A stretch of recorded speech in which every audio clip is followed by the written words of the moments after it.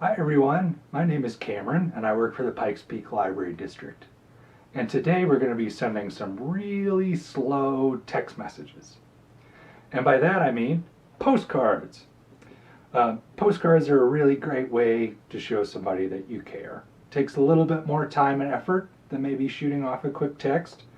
But they can be keepsakes, they can be souvenirs, they can do a lot of things that text messages can't. So we're going to talk a little bit about postcards today, and we're also going to write and send some as well. We're living in some strange times, as you might know. Schools closed early. Sports haven't been happening as they used to before. And maybe postcards are an opportunity to kind of reach out to somebody that you care about, tell them how much they mean to you, wish them well, hoping that they're doing okay during this time, and just bring a little smile to everybody's day. It's so great to get mail in the mailbox every day. It's nice to have a change from like advertisements and bills and stuff. So a postcard is a great way to brighten somebody's day. And there are a lot of different ways you can do it, and I'm going to show you some of those today.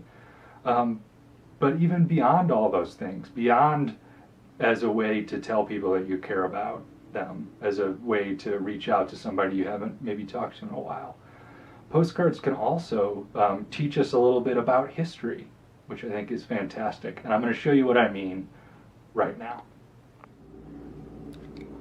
So what I have here is a stack of some old postcards that my dad sent to me pretty soon after I started my job here at Pikes Peak Library District.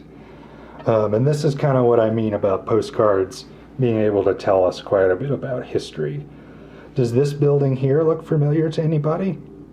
It might if you've been downtown recently, because this building is actually still standing on Bijou Street, and it was one of the libraries in Colorado Springs way back when. It was built in 1905, and it's still standing today, and it houses our regional history and genealogy collection now, which is where you can learn things like what you see in these postcards here, what the Antlers Hotel used to look like. So this is the Antlers Hotel. This is another angle of the library. And maybe if you want to learn about what happened to this building, you can check out some of our online resources in our regional history and genealogy collection. But there's lots of other things you can see in these postcards too if you look closely. We have like dirt roads, trees that we don't have anymore. In this one we have this like fancy gentleman in the hat and the bike racks out front. So there's a lot of cool things you can notice just by looking at these postcards. But this one is my favorite, and that's because it was actually sent to somebody from Colorado Springs. As you can see in the back of these, no, these weren't sent. Nobody put a stamp on them or anything. But this one here, somebody did send. And I think there's a lot of cool things that we can learn by taking a look at the back of this postcard. So let's do that now. Okay, so we have this message here. Dear Mabel, when I hear of the heat in ILL, which we'll find out is Illinois, I wish that you and yours were out here in cool Colorado. Mother and I have just returned from 2 walks in the mountains camping. Love to all of you, Jazzy, or Jessie. And we can see here we sent it to Mrs. Roy Brown from Oneida, Illinois. And this address probably looks quite a bit different than what we're going to do now, partly because there's so many more people than there were back in 1914. So this mark here was a stamp that the post office made when the postcard was sent. And you can see this postcard was sent on July 3rd in 1914. That's 106 years ago. And that gives us an idea of what Colorado Springs looked like 106 years ago, which I think is just so cool, that we can have something as simple as a postcard and we can learn about how much the community and the city that we all know and love has changed in 104 years. Which makes me think, if this is how much change we've had in 104 years, imagine what change will happen in the next 104 years, which I think is so fascinating for us to learn about and to think about what we want our community in Colorado Springs to look like in 20, in 50, in 104 years. So maybe that's something you want to think about when you're writing your postcards to us. If you want to write an extra postcard to the library, I think we'd love to hear what you think Colorado Springs is going to look like in 100 years. Maybe a different question to ask is, what do you wish it looks like? What could we do in the next 104 years to make our city and our community and our world a better place, a more equitable place for all of the members of our community? So think about that, and if you want to write us a postcard, I think we'd love to see it, and I'll show you where you can write those to us in a little bit later, how you can write those to us a little bit later. So that's just a little bit about history, which I think is a cool kind of tangent to what we're talking about with postcards today. But they don't have to be that complicated. We can also just send some postcards to people that we love just because. All right, so now that we've learned a little bit about the history we can gain from postcards, let's actually get to sending some postcards to some people that we care about. I have another postcard here that somebody sent me a while ago and that I've kept for a long time. So this is another example of how postcards can kind of be keepsakes and nice memories. This one was from my dad, and it has this nice fall scene on it. Let's take a look at the back here. I have this side covered up because it has an address on it. Addresses are personal information, and that's not something I want to send out on the internet. So I have that covered up for now, even though this postcard is pretty old. So just to be safe, I want to keep this covered up so my personal information doesn't get out there. And this, I want to show this postcard because I think it's a good example of how you don't have to say much when you write a postcard. You're just checking in, saying hello. You don't have to write your whole life story or anything like that. Like this one says, just something for the mailbox. Happy fall. The campus should be beautiful soon. And that's my dad there. And if we look at the date on this one, it says it's from October 2007. And in October 2007, I was in my sophomore year of college. And when I pulled this postcard out to prepare for this video and I read the back, it brought back so many memories of my time on that campus with the beautiful buildings and the big oak trees lining the quad and stuff like that. So it took me straight back to that time and place, and that's something that you can do with your postcards when you send them out to all the people that you care about. So yeah, it doesn't have to be a long message, just checking in to talk to people. So I am going to write a postcard to my dad for this video. So I have one here. This is one that I bought in Glacier National Park, where I actually went with my dad a few years ago. We went on a backpacking trip. So I'm going to send him this one to kind of remind him of our time together there and the great experience we had. I actually hiked way up here to see one of the glaciers in Glacier National Park. And it was one of the most beautiful hikes I've ever been on. Highly recommend it if you ever make it to Glacier National Park. So this is a postcard that you can buy, and you can see it has some things on the back of it to kind of help you know where to put things. But you don't have to send a postcard like this that you buy at the store. You can kind of make your postcards out of whatever you like, as long as they kind of fit into some rules, okay? And we'll take a look at those right here. So I've drawn a big postcard here. Let me zoom out a little bit so you can see it here. Just on the back of the piece of paper. And this will kind of show us what our postcard needs to be when we send it through the mail.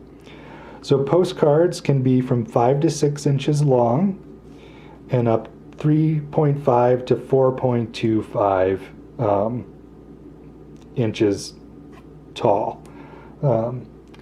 And if it falls within that range, that means it qualifies for the postcard postal rate of 35 cents. So as long as it fits in one of those, you can get a postcard stamp and send out your postcards that way. If you don't know where to get stamps, you can get them at places like grocery stores, pharmacies. Usually the cashiers have stamps in their cash drawers. You can also, of course, get them from the post office. You can even order them online. So there's lots of places to get stamps, and you can get special postcard stamps that are a little bit cheaper than your standard letter rate, as long as it falls in these two width ranges. And I have this line here in the middle. You can see this postcard from Glacier National Park also has one here. And to the left of that line is where we're going to write our message. So that's where we're going to say hello. We're going to tell people that we love them and that we miss seeing them in person and how much they mean to us. On the right side of the postcard is where we're going to put the recipient's address. So we're going to list their name, their street address, and then their city, state, and zip code. So that's how you format somebody's address. And let's do that as an example with the Pikes Peak Library District, in case you want to send us your postcard about how you hope Colorado Springs looks in 100 years, or 50 years, or 10 years, whatever you want. Tell us your vision for the city. We'd love to hear it. Okay, so for this one, the recipient's name is the Pikes Peak Library District.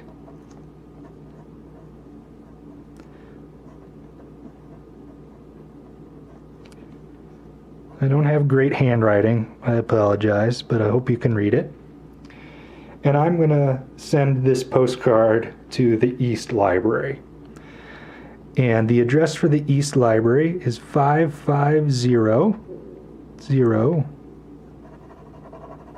I got that wrong. I'm actually going to look up the address to make sure I have it correct. And you can do that on the link that's showing on the video right now. Okay. I had it a little bit wrong, so I'm glad I checked. And again, our recipient's name is the Pikes Peak Library District. And the address I'm going to send this to is for the East Library, which is at 550, I messed it up again, you guys, I'm sorry, 5550 North Union Boulevard. Okay, so that's North, that's Union, that's Boulevard. And then we're, of course, in the city of Colorado Springs.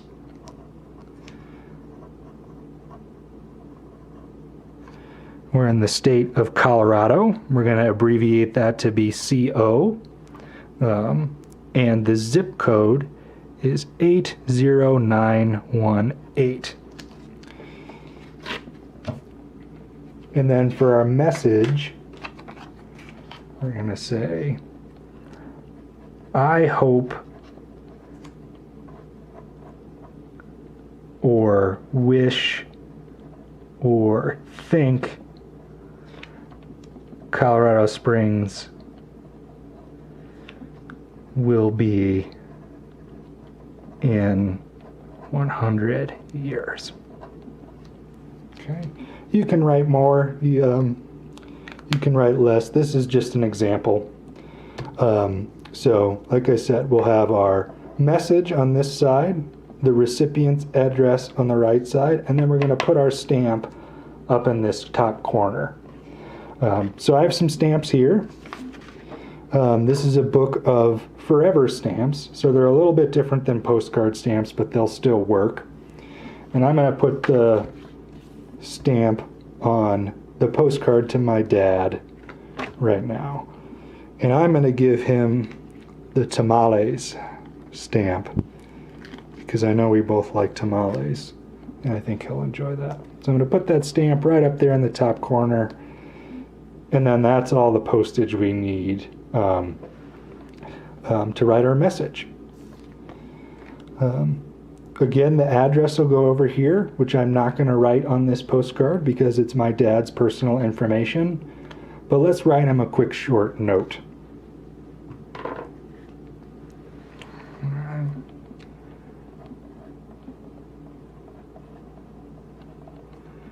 And if you weren't aware, Father's Day is actually coming up in a few weeks. So maybe you want to send your dad or your father figure, your coach, your uncle, anybody who you care about, a postcard to tell them how much they mean to you. So I'm going to say, Dear Dad, wishing we were camping at Two-Med Lake tonight. He and I had a beautiful campsite on the Two Medicine Lake in Glacier National Park.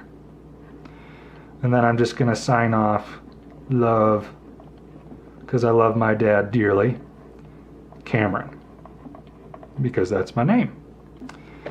And then I'm going to fill in his address over here and send it off, drop it off in the post office.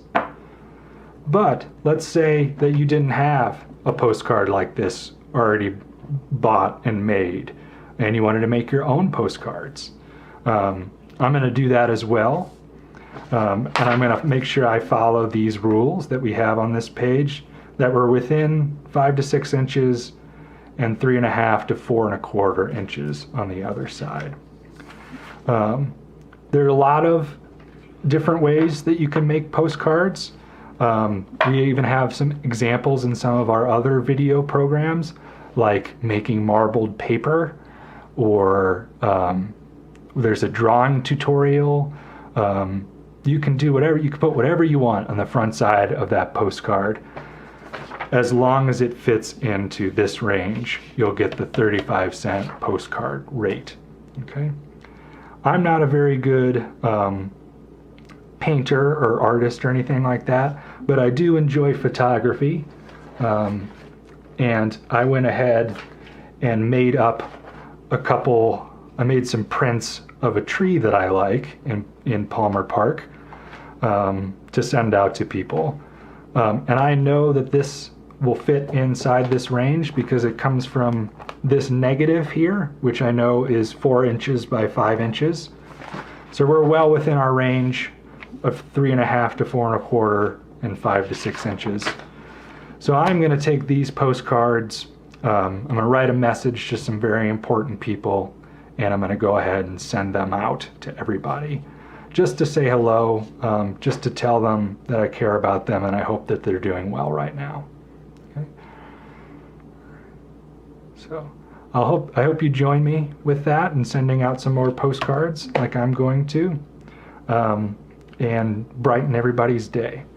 And if you want to send a postcard to the Pikes Peak Library District to tell us what you think this postcard is going to look like in 100 years, we would love to see it.